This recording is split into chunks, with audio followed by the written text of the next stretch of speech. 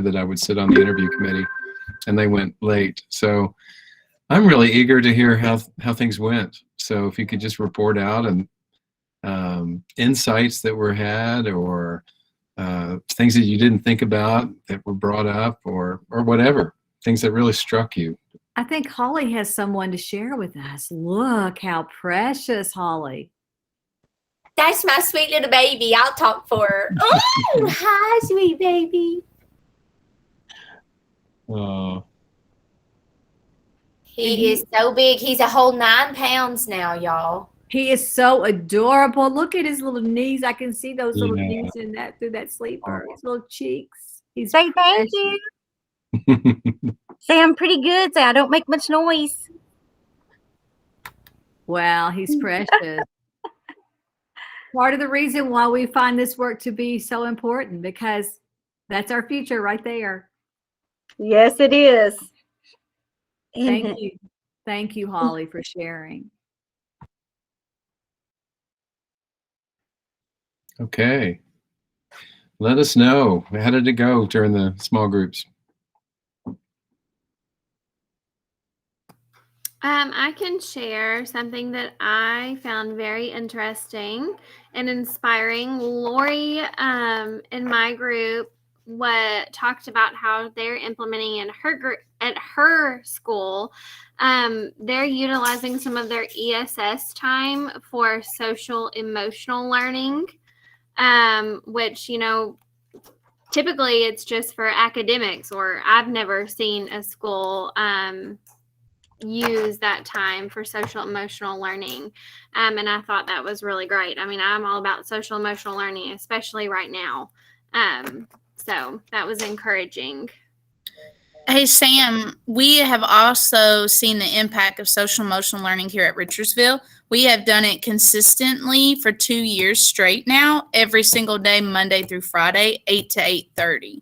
So it's like a school-wide requirement where we're doing social emotional learning 8 to 8:30 every day, Monday through Friday. And it's just, we've seen amazing things here. So yeah, I'm all for SEL. Great. It's awesome. Okay. What other report outs do we have?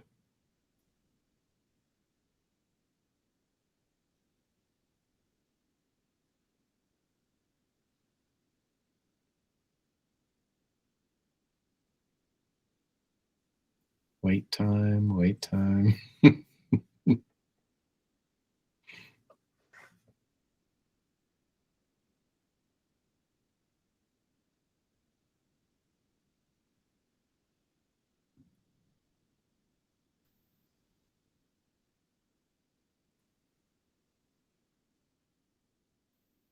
What kind of feedback did you give each other, and how was that different from feedback you gave in the spring, or was it any different? Did you notice anything about that? Because when I was moving around, I saw you giving a lot of feedback. I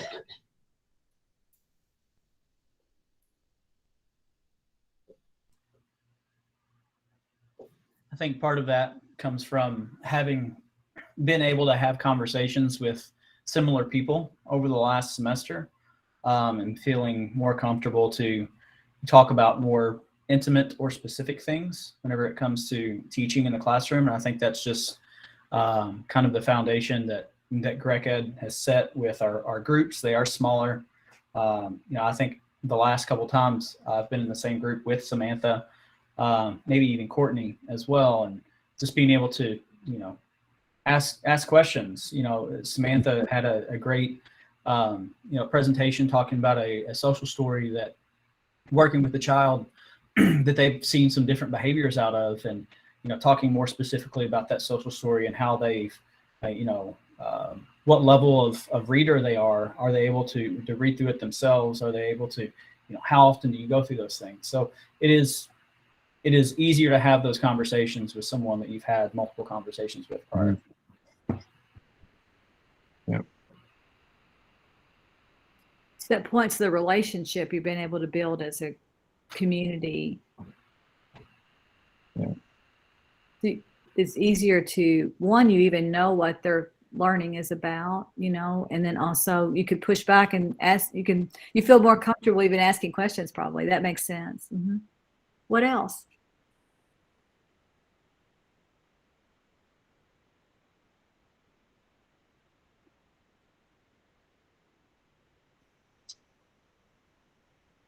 I've noticed that conversations have gotten more detailed as we've gone along, because a lot of times at the beginning or like towards the spring, it was kind of like, well, we're still working to figure out if this is going to work or not, or what all are we going to have to include on this to make it work. And we have progressively grown to be able to say, okay, this is what's happening now because of this data that was shown this time. And I don't know, I just feel like it's progressively grown very naturally, and we're just getting closer and closer to meeting our goals now. Yeah, and you mentioned data, and that's something else I heard people talking about, the problem of practice quite a bit, which refers to data too. So that's very interesting, and you said that, and how your understanding of what your needs are, and your concepts of what you're going to do with your capstone. It's all that those pieces are coming together, and very interesting. Yeah. Thank you for you guys are helping us think about that. So let me ask something else, because Skip and I once a month sit in on a conversation among other facilitators, and we bring things to the table that you guys say, still don't make sense. So, we know the research is still sticky. Is there anything else that we should take, in a couple of weeks, we'll have our meeting, and is there anything else we should bring to the table to the meeting that we need to work on as Greg Ed, besides Google Meet?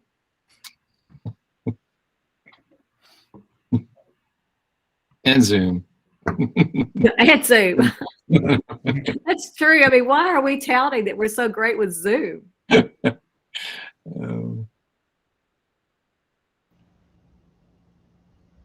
I like the idea of putting all the workflow on Google Classroom. Everything in a centralized location makes it easier for me to keep up with everything. That's great feedback. I don't know. This could just be me and the way my brain works. But sometimes I have a lot of trouble. So we have, our cohort artifact, and then we have our classroom component, and then we have our capstone component. I don't know if there would be a way, and I get emails from my cohort, and then I get emails from my classroom component, or see, I can't even keep them all straight. But I don't know if there would be a way to show that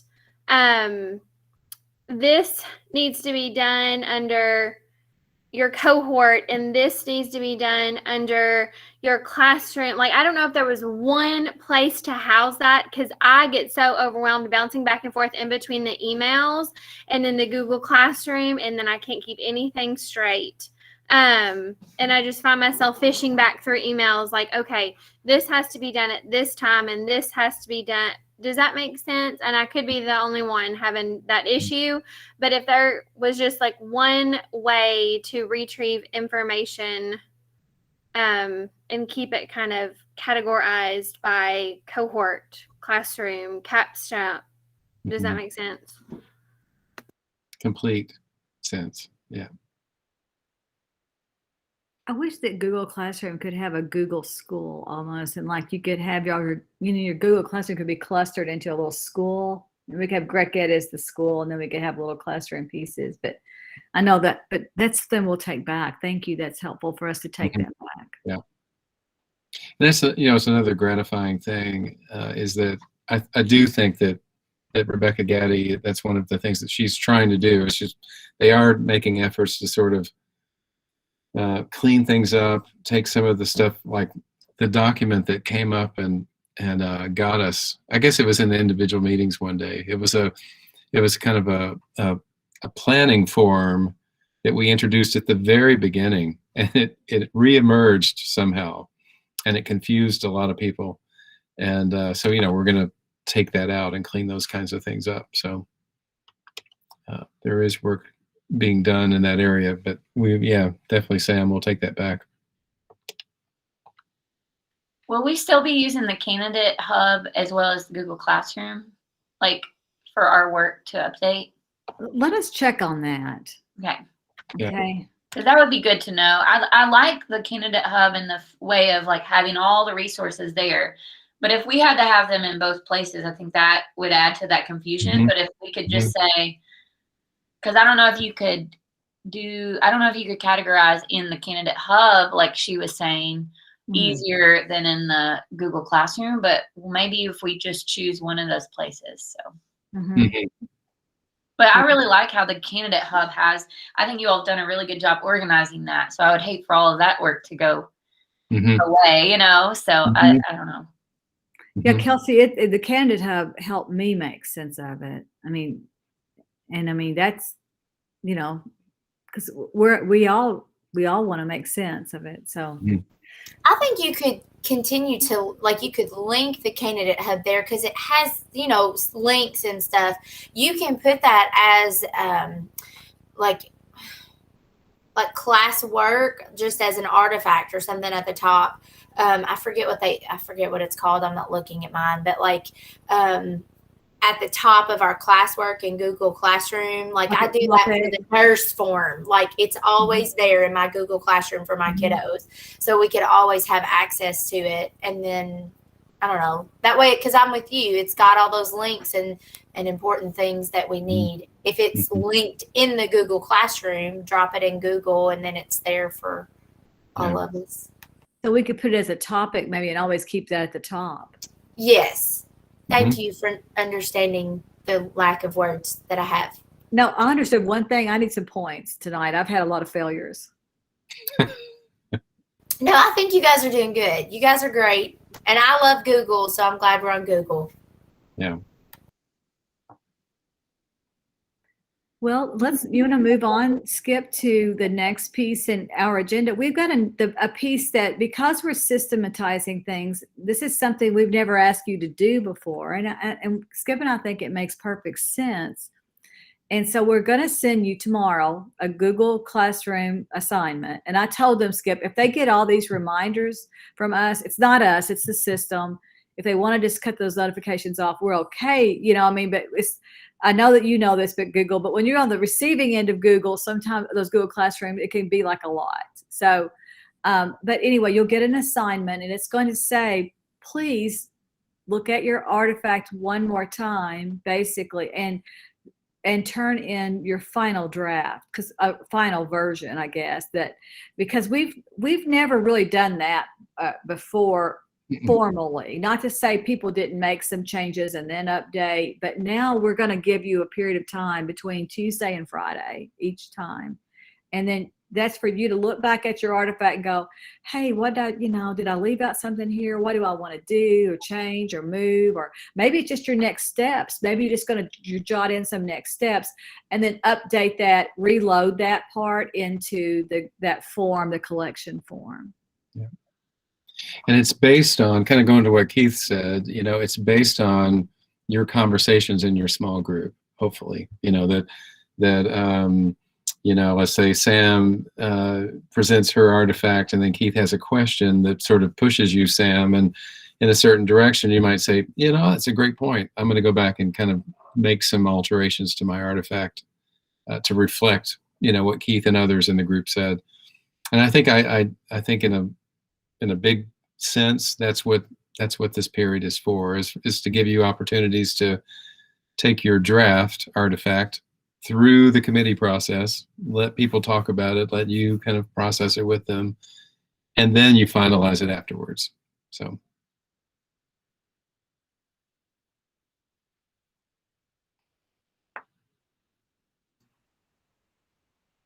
And that, Skip, I think is, the question was asked before we got started. We have so much time to talk about all of our artifacts. Why do we have 70 minutes? Well, if we're truly having that feedback and discussion and having those conversations, to be able to then go back and make modifications or adjustments, then that's where that feedback time is really valuable. And so if we keep that, maybe even knowing that before, I know we're talking about it now, but keeping the time for us to be able to have those conversations, and knowing that going into the next meeting, people may be more apt to share their thoughts and feelings and about each other's artifact. I think that's a great point, Keith, that, if it's going to make a difference in someone's decision, that it's more purposeful than, just. It's one of the most powerful things about the cohort model for me. I told you guys this before, so I'll just be brief. But when I did my master's in school psychology, we had a cohort of 8 or so people who started that process together. And it was, we had a day of orientation where it's pretty much, drilled into our heads. We are responsible for each other, for the success of every person in this cohort. So, I had my thesis I had to worry about and my research that I had to do, but there were 7 other colleagues in my cohort that I was there, I wasn't involved in their thesis per se, but I did give them a lot of feedback, and I supported them, and I made sure that if I could go to their defense, I would go to the defense. So we all I think that's a really powerful thing about this, is that all of your artifacts can be made better because you have this chance to collaborate for a few minutes.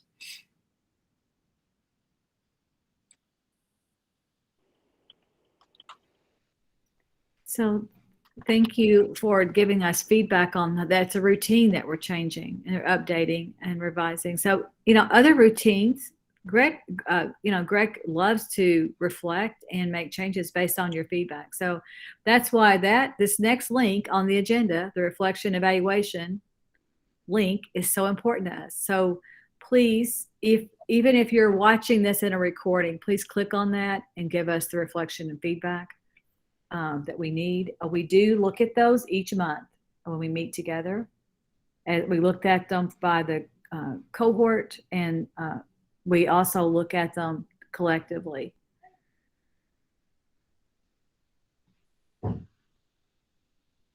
Thank you guys so much. You guys have a wonderful fall break. Oh, do you ever need a fall break? Yeah. Next time we're together, we're going to get to see Holly's baby and maybe again, and get to see Skip's baby, and they could be cohorts together. Oh, yeah. She could have her first collaborative experience. Yeah, a cohort of 2. That's awesome. I love it. Skip, when is your baby due? Oh my God, Courtney.